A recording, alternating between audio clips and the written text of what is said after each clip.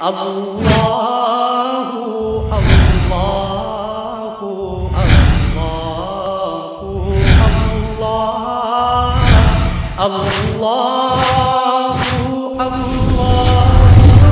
اللہ اللہ اللہ سرزمین حرم کو اللہ نے امن عطا فرمایا اور اس امن کا احسان اللہ نے اپنے بندوں پہ جتلایا، تو معلوم ہوا کہ امن اللہ کا بہت بڑا انعام اور احسان ہے۔ اور رسول پاک علیہ السلام جو دین لے کے آئے ہیں یہ دین امن ہے، اور آپ پیغمبر امن بن کر تشریف لائے ہیں۔ وہ معاشرہ جس میں آپ تشریف لائے قتل و غارت کا معاشرہ تھا، وہ معاشرہ جس میں آپ صلی اللہ علیہ وسلم کی جلوہ افروزی ہوئی، اس میں لوگ ایک دوسرے کے خون کے پیاسے تھے۔ گھر سے نکلنے والے کو کوئی یقین نہیں ہوتا تھا کہ دوبارہ گھر کی دہلیز پہ قدم رکھنے پائے گا یا نہیں رکھ سکے گا، اور گھوڑے کو پہلے پانی پلا لینے پر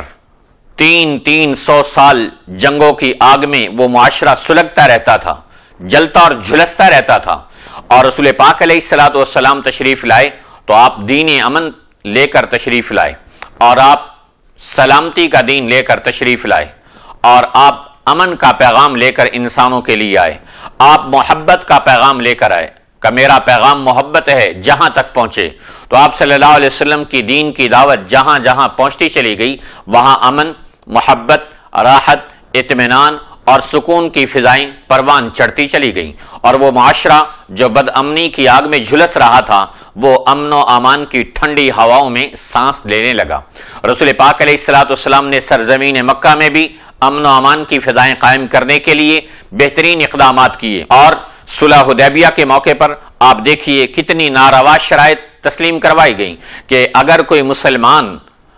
کلمہ پڑھ کر، کوئی کافر کلمہ پڑھ کے مسلمان ہو جائے گا تو اسے تو واپس کر دیا جائے گا، لیکن اگر کوئی کافر مسلمان آ جائے گا تو اس کو واپس نہیں کیا جائے گا۔ رسول پاک علیہ السلام نے امن کی خاطر کڑی ترین شرائط کو قبول کیا، یہاں تک کہ صحابہ کرام نے سوال کیا کہ یا رسول اللہ صلی اللہ علیہ وسلم، ہم اتنا دب کر سلو کیوں کر رہے ہیں، کیا ہم حق پہ نہیں؟ آپ نے فرمایا بے شک ہم حق پر ہیں، لیکن اس کے باوجود رسول پاک علیہ السلام نے امن و امان کو خطرے میں نہیں ڈالا اور دب کر سلو کر لی، اور شرع امن کی خاطر آپ صلی اللہ علیہ وسلم نے کڑوی کسیلی شرائط کو بھی قبول کر لیا۔ ان کی وجہ سے کہ آپ صلی اللہ علیہ وسلم نے امن کی خاطر کڑوا گھونٹ پیا، اللہ تعالیٰ نے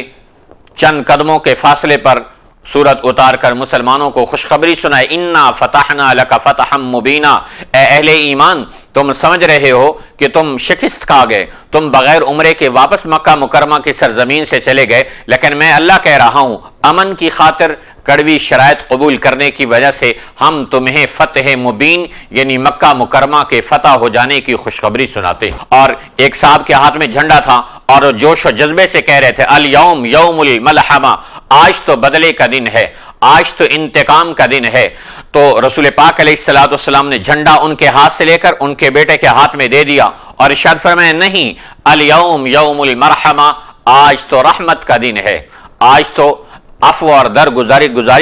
کا دن ہے، عفو درگزر کا دن ہے۔ اور پھر آپ صلی اللہ علیہ وسلم نے خود مشرکین مکہ سے سوال کیا، آج بتاؤ مجھے تم کس چیز سلوک کی توقع رکھتے ہو؟ وہ لوگ جنہوں نے رسول پاک علیہ السلام کو مکے کی سرزمین سے نکلنے پہ مجبور کیا تھا، جنہوں نے آپ علیہ السلام کے ساتھیوں کو جلتے ہوئے آگ کے کوئلوں پہ لٹایا تھا، جنہوں نے رسول پاک علیہ السلام کے ایمان لانے والے وفادار اور جانثار صحابہ کرام کو تپتی ہوئی ریتوں پہ لٹایا تھا، اور ان کے سینوں کے اوپر